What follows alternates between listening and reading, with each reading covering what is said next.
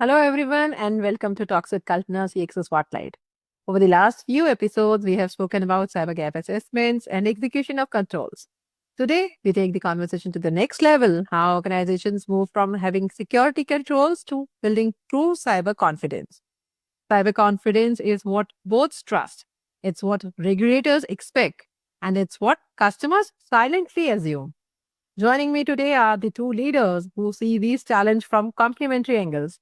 Please welcome Krishnamohan Khandar, Vice President and Chief Information Security Officer at TRIF HIMARK, leading security for one of India's most regulated data-centric enterprises.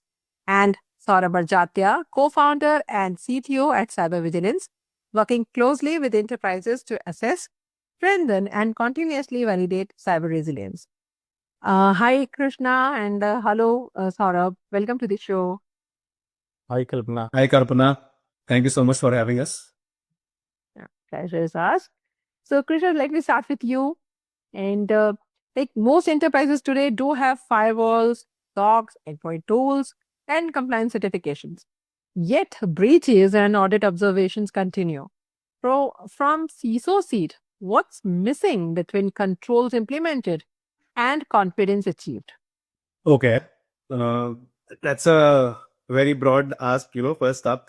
So I'll explain that. Uh, to begin with, I had first heard a very good quote when I started my career when one of my managers told me, you will always be asked this question or like how much security is enough. And I searched through Google and everything, and there was no particular answer for it.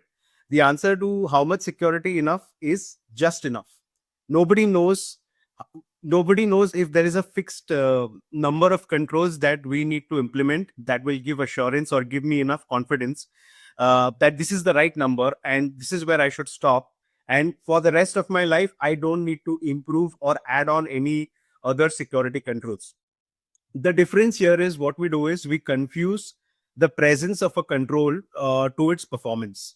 For example, I have implemented an EDR, endpoint detection and response solution in my organization, wherein that is supposed to alert me in case any of the endpoints are being or the attackers are trying to come to it. But am I doing that on 6 a.m. on a Sunday morning? That is the whole question. So the common failure is not the absence of control itself, but the testing of that particular control under stress. Uh, we usually test the efficiency of a control based on audit checklists or based on very well planned scenarios. But rather than doing that, we need to test it under stress and test it under actual attack scenarios. That is where we will actually get the confidence and get the assurance as well. In case of an adverse event that is happening, am I protected enough?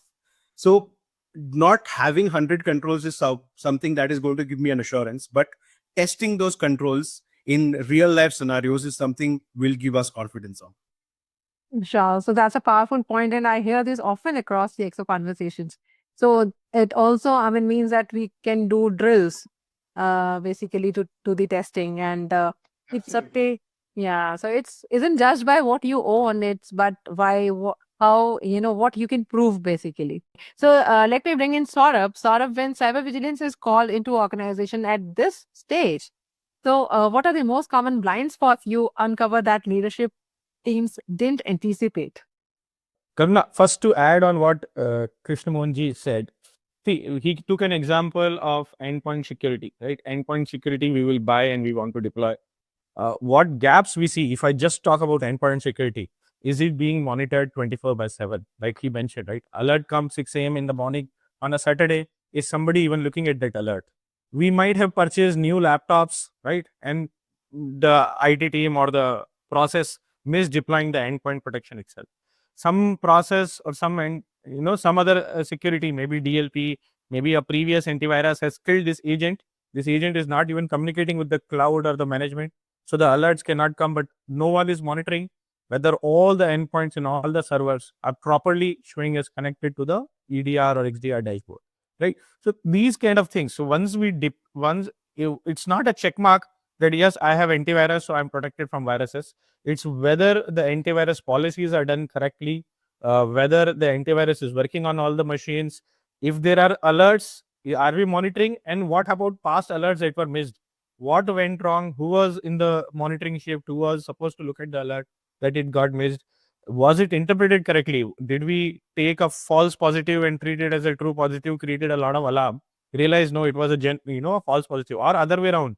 There was a true positive alert, but the analyst thought it's not a true alert, and then we ignored it. So around these points, so for every single control, there is a level of sophistication at which it has to be deployed.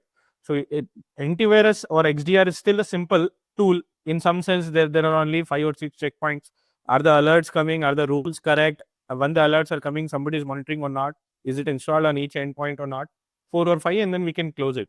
But when you look at firewalls, when you look at some other things, the way to check whether it's done properly or not is very, very sophisticated. The first thing that we start when we work on cybersecurity is we check what are the controls, like what was pointed out. Okay, you may have 10 controls, somebody else may have 20. Among those 10 controls also, are they done properly or not? So we have ourselves built best practices or checklist based on our experiences with customer, and that checklist and best practices continuously gets evolved. It is not a static list. When I work with a new customer, definitely something new we learn with that customer that we have not encountered before, that we had not thought of before, a unique condition or a configuration or a tool that we didn't anticipate before. So we improve our learning and our best practices.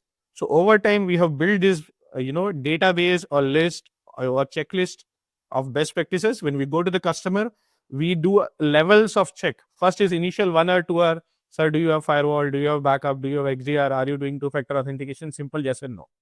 Beyond that yes and no, we asked, how is the firewall configured? How is the antivirus done? Then we do a detailed check. And definitely we realize some things which are very easy to fix, but has huge impact. So our maximum goal with doing cybersecurity is with least and least impact, how can I get more and more security? Because I cannot invest lots and lots of time and money or other employee resources, etc. So what is, for any organization, what is the least effort giving most returns? So that's what we start. So we start with audit. We look at what controls are there. Once we know which controls are missing, it's just a suggestion. Please look into two-factor authentication. Please look into full disk encryption, etc. For the controls which are there, we look into how well they are deployed. So that's how we start the journey. And it's always a learning, no matter how well we do or how well the organization does. There are always gaps, right? So. Yeah. So, what is your observation, sort of like, because you have been doing it on grounds. So, is it most of the times the issue is in how it has been done, or there are, it's an like it could be the miss outs also, like you said that what controls have been given to who all.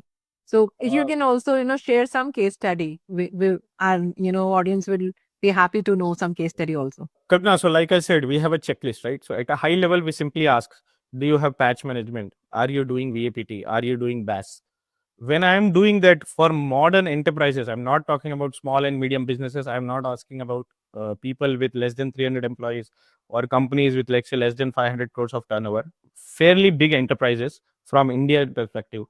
At least 50% controls are directly missing. Either there is no mobile device management, or there is no disk encryption, or there is no two-factor authentication, or a firewall public access is enabled, whatever. So 50% are off the bat missing. Then for the remaining 50% which are there, most of the time we are able to find some serious gap. It could be one serious gap, or it could be 7 serious gaps, but it hasn't happened that an organization had a control, let's say just backups, but when we review their backups using all our best practices, which we can justify through logic also, why we treat that as a best practice and not something else.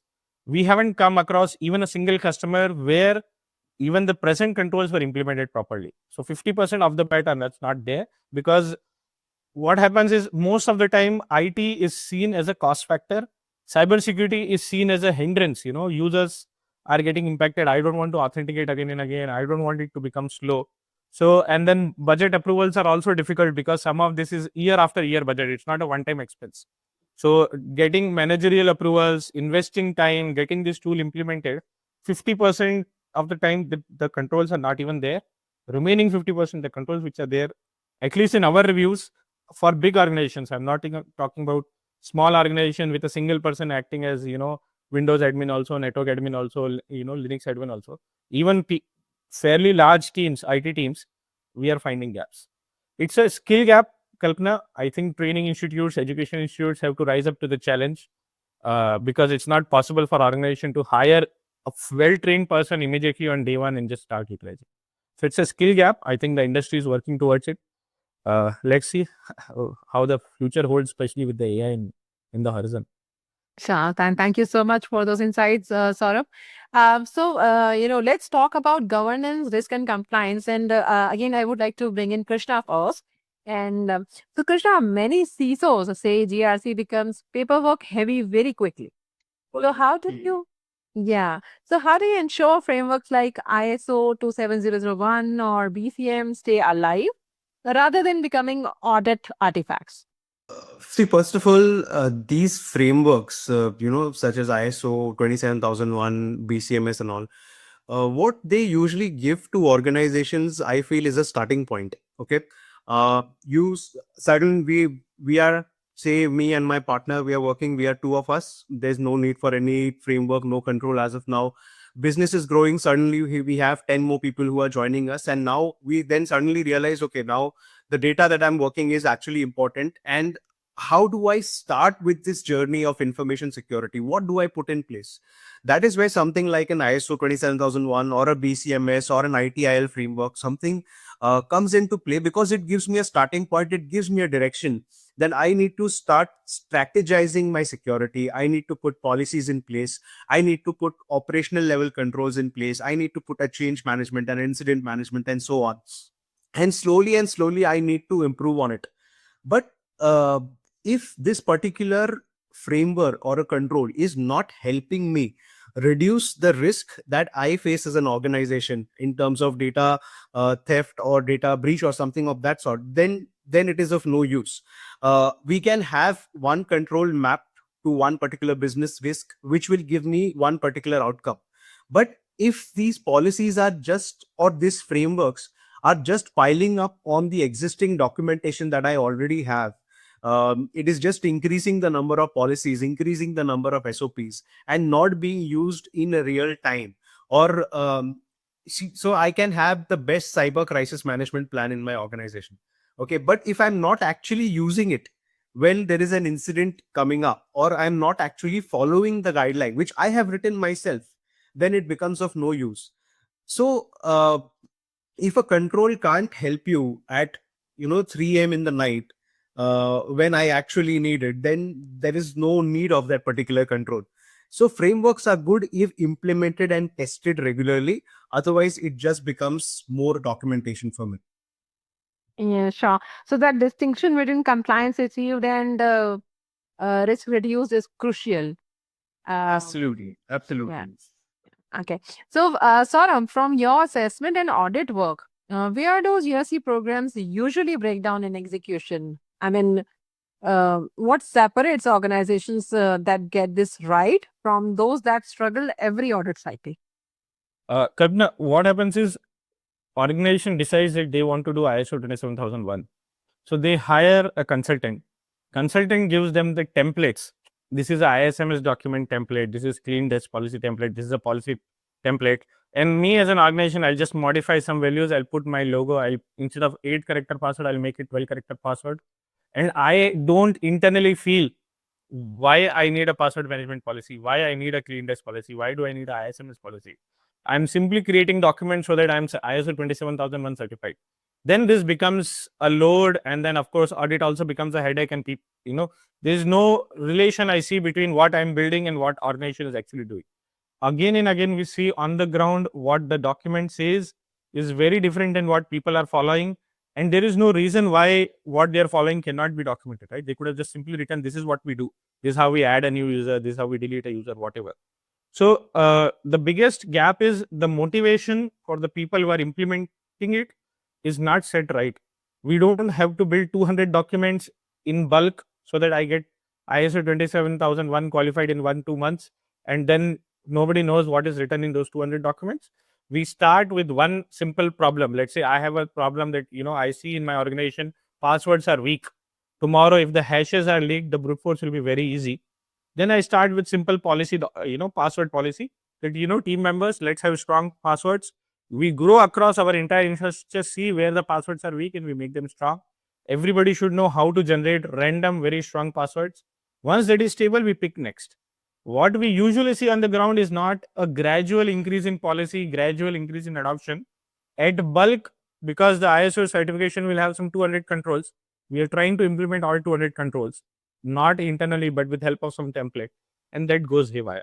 So my suggestion or my recommendation is always don't just take template from outside. Don't try to rush in the implementation. Instead of 4 months, which a normal consultant will say you will get certified in 4 months, don't stick to that timeline. You take 2 years. Same with driving. If you join a driving course today, that instructor will tell in 28 days, I will teach you driving the car. Really driving on the road requires years of experience, right? We don't let somebody learn a car driving in 1 month and then say, okay, you go and drive wherever you want. It doesn't happen that way. Same thing has to be done with ISO 27001 or other frameworks. Consultants will have their own goals to try and finish quickly. As an organization, our intent or our effort should be that people understand why we are doing it. Why do I even have a strong password? Why am I looking at deactivated accounts? Why am I looking at who have admin privileges? If the motivation is clear, then it doesn't look like a grudge work, and then people will actually pay attention and do it with fun, and then something learning will come out of it. Yeah, they have to relate it first. Yes. Yeah, and one more interesting fact I would like to add here to what Saurabh rightly said is that we have started looking at such frameworks and certifications as selling points for businesses. What we are doing is how easily or can my sales team go out and pitch that my organization is ISO 27001, ISO 22301, and there is a list or a line of certifications that I can apply or add after my organization's name. So that has become a selling point. I don't see that as an issue. Well, I also go to meetings, to my board, to my senior management, and they say, how can information security contribute to the growth of the organization? From their perspective, I am okay to add that certification to my organization, but it is also my responsibility to ensure that it is not just a prefix or a suffix to the organization's name, but it actually works in my organization. That is where people like us or CISOs, wear a dual hat. When they go to senior management, they can discuss business and security together. But when they come back to their desks, their teams, it is all about control efficiency and how it is working on that particular time. Yeah, sure. So what certificates we are getting, we should mean it with it when it comes to the practice. Yeah. So most organizations still operate in annual audit mode, like prepare, submit, relax, repeat kind of a map. Correct. So in your experience, what does continuous audit readiness actually look like in practice? People treat audit very differently, and the way India operates in general, if you look at, even if I'm going for a driving license, one way is for me to learn properly, and other is just I know the agent knows the somebody in the department, and then I get issued the license no matter what. Same thing happens during audit. If the auditor is very, very strict and they are very by the book and they try to ensure that we do tasks properly, very less people will try to get audited from him or her, right? So what I do is I go for a friendly auditor who overlooks a lot of things. Even if there is a major compliance, he will report it as minor, or he will give me 1 month time to fix it. If there's a minor non-compliance, he will just overlook and just tell me verbally, Saurabh, fix it, right? Because then I will again and again ask that auditor to come, right? If somebody is very, very strict, I don't want them to come, because then they show 200 flags and I'm not interested, or I don't have bandwidth. So like what Krishna ji was pointing out, right? So 3 weeks before the audit, we start preparing. If we are not in the shape, we do some jugaad. If jugaad is not working, we try to manage with relationship with the auditor. But the whole security goes for a toss because of it. So once organization is very serious, we have to engage with a very serious auditor who is very, very strict, for lack of a better word, so that over time we become very good, and that auditor forces us to be very good. That somehow we find missing. Yeah. So what it stands out here is predictability. Security becomes measurable, not reactive. Kalpana, just to take some example, even for few defense organizations, We have seen auditor has visited this year. He has given very, very serious remarks. Get this fixed immediately. That same auditor comes next year, few days or weeks before that audit, that defense organization or that big organization will get in touch. Oh, last year we got this as a remark. We have still not fixed this. Please help us immediately implement this or show something to the auditor that we have done this. So on the ground challenges become so difficult to manage, I think, because of the mismatch between the task required and the team strength. That while we should be doing continuous monitoring, continuous audit, we should be doing a one-time streamlining and then continuously monitor. Unfortunately, on the ground, what we see is one audit, do something, and then almost nothing till next audit. Again, do something emergency, then almost nothing till next audit. Practically on the ground, things are very different. I hope it's not just with time, but that's what we see on the ground. Yeah, so it moves from audit season stress to continuous assurance. Yes. So, what role do periodic validation, testing, and reassessment play here? Yes. So, what happens in a pre-audit assessment and validation is that we actually get confidence rather than, getting a false comfort around this. Like I said previously, we implement a ton of controls and we are not testing it on paper. When somebody asks, okay, I'm ISO certified, that means I have X number of domains and X number of controls working. But where is the confidence am I getting?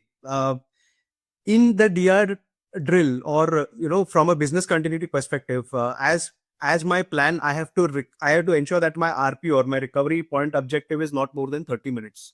But in an actual DR drill, am I actually meeting that 30-minute criteria? Am I actually meeting the 4-hour RTO that I have defined so that I can continue or resume my business within 4 hours? And what the interesting fact is that also at times, these drills also kind of become so much aligned with the expectations at times from the regulator, at times from the framework itself, that we forget the essence of why we are doing that in the first place. Why am I frightened of a drill going wrong? It is just a drill, nothing is going to happen. But still, if it goes wrong, I'll have to put it in my report. I'll have to show it to somebody later on. I'll have to explain why it went wrong, rather than let's just simulate this entire thing. And we can have a very clean report in our hands and everybody's going to be happy. But that is again false comfort. I'm not getting the confidence. That's why I urge the management, I urge the fellow functions, to let's do an actual drill and let's be sincere to ourselves rather than just doing for the sake of it. We do a lot of phishing simulations, and suddenly one of the senior folks in the organization gets caught, and they're like, okay, don't speak about it, or don't put it in the report. It's okay. It's a simulation. It is meant to educate people. So it is these pre-valid, rather than just having pre-validations for the sake of it. We have to be sincere around it and let the effect take its place, so that the controls can be fine-tuned, it can be strengthened. So it plays an important part only if it is done in the right spirit. Yeah, sure. So we often say cybersecurity is everyone's responsibility. Like you also rightly mentioned that we should take the drill very seriously. So, but that sounds ideal but hard to implement. So, what has actually worked for you in building a security first culture across business teams? Very, very important question, and very highly neglected is what I feel. Awareness and training. Okay, first, like the statement, cybersecurity is everyone's responsibility. As a CISO, I have to believe it first. Okay, I know, as a CISO, everybody will point to me like, okay, cybersecurity is your responsibility. You are the person who is ensuring that the strategy of the organization is in place and it is followed to the T. I am giving it back to them, saying that no, it is not just my responsibility. You too have to work around it. Easier said than done. How do we foster this kind of a culture is very important. So what I feel is that, very similar to what good governance in a household would look like. Okay, like if my parents are waking up at 7 every day in the morning as a kid, okay, and I'm watching them that they are following a set routine. Okay, it is important to wake up early. It is important to take a bath. It is important to do the X number of things so that you lead a healthy lifestyle. That has to come from me. I have to do the checks and balances at my side. Then from me, it will expand to my team. So from one, it will go to at least five. From that five, it will go to five more or 10 more and so on. This culture has to be embedded by me first within my team and then to all the other people within my team. Now, how do I force this? Just thinking that I will embed it and it will happen is not, it doesn't work. How do I force this? What I have done is that we follow something called as anywhere and everywhere that I look around within my organization. There has to be something related to cybersecurity put up. So we put up banners, we put up posters, we tell them to be aware, we tell that this is a secure zone, don't go around. What we have very interestingly done is use the laptop screensaver as an awareness and training platform, and not nothing much we have done is I have 30 odd policies within my organizations related to security. I have summarized each of them and put it as a screenshot, so sorry, as a screensaver. So whenever they log their system, there is a screen which says, okay, this is cleared as policy, talks about XYZ. If there's anything you want to learn more about, contact the infosec team.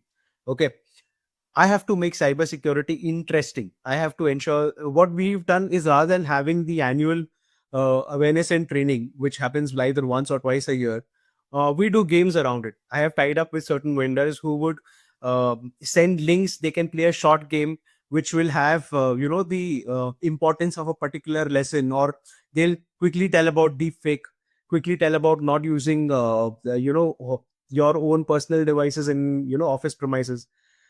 This has to be bombarded to people actually, and I'm sorry to use that word, but unless we do that, it is going to be difficult to foster this learning culture or to impart that cybersecurity is everyone's responsibility. They have to see it around them all the time. And that's quite, I would say, people can relate with it, that you have shared so many ways, good ways, which is a great learning for the aspiring CISOs, I would say. Yeah, moving forward. So how to inject that, how to inculcate that in all the employees, so that there's a culture. So yeah, so sort of when organizations focus heavily on tools, cultures gets left behind, like we uh, discussed with Krishna also. So from your perspective, how do you align people, process, and technology without slowing the business down? Like previously we discussed that the CISOs have been hated because they've been treated as they will slow down the business. So from your perspective, how do you align people, process, and technology? Kalpana, we have to do a balanced approach. I cannot say I will be very, very secure and down. Anybody tries to open a new URL, they have to go through 20 hops. I will check the website, I'll do VAPT, then to open it. It's not practical. At the same time, I cannot be like completely open. Let anybody open any site, just bring in any drive, install any software, and then, do as they wish, just so that the work is faster. So we have to find a balanced approach. So if we pick one technology at a time, like you mentioned, tool, technology, and people, if we pick one tool, one technology at a time, one process at a time, and we improve it to some level, then we go on to the next tool, next process, and we keep circling around like this, right? So let's say a student is also learning in the school. We don't have that in entire class one, they learn just maths. Entire class two, they just learn science. Entire class three, they just learn social science. It won't work out because they're all related to each other. Unless I know enough of maths, I cannot learn science. Unless I know enough of science, I cannot learn some other subject, right? So it all has to gradually grow. So I cannot have very, very, very strong antivirus rules where but my firewall is lax, my backups are lax, etc., etc. So it has to be a small effort improvements across the board, so that over time my security posture improves. When I do it, I have to pay respect to the business also. This entire cybersecurity effort, the laptops, the firewall, the antivirus, this is all coming out of, because we are doing some primary business function and customers are paying us for it. If that primary business function is not being achieved when I'm trying to do all this cybersecurity, it's not practical. So I have to see that my primary business function is not impacted, while gradually I keep improving cybersecurity across the board, right? So we pick one small change. We don't make it compulsory. So most of these tools gives you two options. One is an alert and one is a block. So whenever we implement something new, let's say DLP or a firewall rule, we initially put it in alert mode so that if somebody is doing something opposed to what that rule is, alert will come and then we can work with that user. Why are you trying to do this? Is this really necessary? If it is necessary, then my rule is not great. I have to change it so that their work doesn't get impacted. But if there are no alerts for a week, 10 days, 2 weeks, whatever the observation period, I can convert it to block mode. Yes, this my rule is working. And it has to be a very, very gradual increase. I cannot on day one say, now today I will streamline my firewall rules. I will write 200 new rules, or I will change my DLP policies. I will implement 20 new policies. Entire organization will go for a toss. So whenever we are doing group policies, whenever we are doing firewall policies, whenever we are doing DLP changes, small incremental changes followed by observation period. We have to be very patient. We cannot do a lot of cybersecurity changes at once. It doesn't work out. So that's my take on it, right? It has to be a gradual implementation. But it has to be customizable kind of. Yes. And a lot of observation goes into. So we tried for few servers, we tried for one unit, we tried for few users. Ideally with IT team users first, because I get first-hand information and nobody else is impacted. Once we know, okay, it's working, then maybe I add finance, maybe I add HR, maybe I add legal, right? So we don't do a mass implementation across all endpoints at once. It has to be a staggered rollout so that we get observation. And if things are going wrong, we can roll back. Sure. So let's switch gears for a quick rapid fire, short answers, instinctive responses. Krishna, you go first, and Saurabh, one line right after, please. So, gentlemen, are we ready? Sure. Okay. So, Krishna, one cybersecurity myth you want to kill forever. That's a tough one. One cybersecurity myth. Okay, security is a blocker. Okay. So, Saurabh, your take on this? People don't consider backup as cybersecurity, but I feel differently. Backup is extremely serious or most important component of cybersecurity. Unless I have backups, I'm not secure. Yeah. Okay. So, one control enterprise underestimate, Krishna. Awareness and training. Okay. I will have to agree with Krishna on that. I think cybersecurity awareness and training are not paid enough importance. And the weakest links becomes the biggest challenges. So overall, the entire organization has to raise the minimum bar, which happens only through awareness. Yeah. So one mistake Krishna CISOs repeat during audits. Think about my mistakes. Okay, this is not a mistake, but the mistakes to feel that they have understood the regulation completely. They have not. Reread the regulations. It's never learning, relearning kind of a situation. Only during an inspection you would come to know, okay, there is a different way of reading that particular line. And that's why I always tell, have your legal and compliance team very close to you, so that whenever you are caught up, you just ask them, what this means, help me so that I can implement it accordingly. Yeah. So AI in cybersecurity, is it a multiplier or minefield for you?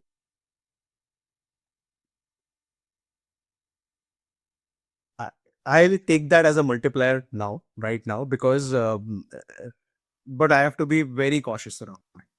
So multiplier for me, till that it has already started exploding in a lot of areas.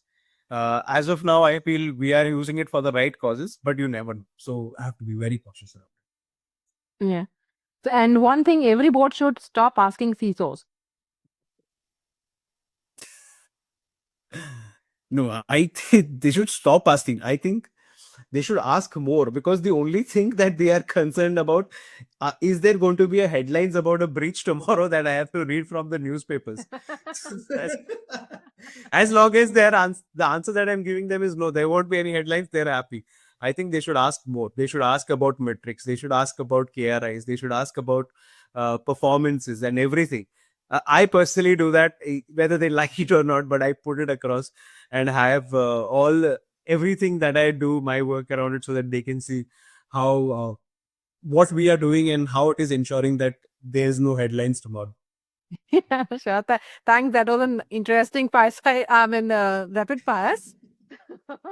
One last question before we end up. Krishna, as we look toward this 2026, this year, what should CISOs prioritize to earn lasting trust from regulators, boards, and customers? What we should prioritize in 2026. Okay, this is my personal take. What I feel is that the more technology is evolving day in day out, we have so much gotten into tool specific things and technology specific solutions, that we keep forgetting that information security is nothing but a mindset. It starts from the very core basics of confidentiality, integrity, and availability. So rather than, and if we have these three pillars strong within ourselves, and here up here, information security becomes much simpler, rather than uh, deliberating on which is the most new advanced tool available, how can I use AI and all of that. All of that is good, but if it does not solve the problem, or if it does not aid to the core concepts of infosec, then it is of no use. So rather than focusing or getting tool centric or technology solution oriented, I would say focus on the basics, make awareness and training strong. Because like Saurabh said, your weakest link is the people itself. They can be the weakest or be the strongest, so ensure that you make them strong. So rather than focusing on tools tech, focus on the basics. That's quite clear, actionable, and timely. So, one last, question. From the ecosystem view, what capabilities will differentiate cyber mature organizations from the rest in the next 12 to 18 months? In terms of ecosystem, like what we discussed about regulations, ISO 27001, etc. Cybersecurity is very vast, right? And we discussed all the team members have to be trained. It's everybody's responsibility. We have to do periodic audit. So we pick few. We it's always a upwards curve. I can never say, like Krishna ji mentioned at the beginning of the call itself. I can never say that I'm 100% secured now. I don't need anything else. So it's a gradual learning curve. It has to be gradual. It cannot be very steep. Otherwise, it impacts organization and user. So in terms of environment and ecosystem, it has to be continuously keep looking at what I have now and how I can improve. And there are, standards, ISO 27001 and others, which can help point to me that if you have not looked at this point earlier, please relook. And it is always a reinterpretation, right? Maybe I interpreted that point differently earlier. Now that my understanding of cybersecurity has improved in last 2 years, 3 years, 5 years, when I go through that control again, my understanding is different, right? So it's a continuous evolution, continuous learning, continuous improvement. Gradual improvement is what I will say. And there are always experts. We can join calls like this. We can attend forums. We can attend trainings. And we keep improving our knowledge. So we get new insights. Maybe I have not done this. Maybe I'm not looking at it enough. Maybe this is missing in my organization. And then we keep improving on it. Yeah, sure. So today's conversation makes one thing very clear. Cybersecurity maturity is no longer about ticking boxes. It's about confidence, evidence, and consistency. So Krishnamohan brought the practitioner's reality from a highly regulated environment, and Saurabh added the assessment execution lens that help organizations close the gap between intent and outcome. So thank you both for a truly insightful discussion. And to our audience, if this conversation resonated, share it with your security peers, your risk leaders, and yes, even your boards. So this is Talks with Kalpana, CXO Spotlight. See you in the next episode. Thank you, Kalpana. Thank you, Krishnamohan. Thank you. Bye. Thank you, Saurabh. Thank you, Krishna. Thanks for your time. Yes, thank you. See you soon. For more updates from CXO TV, please like and subscribe to our channel.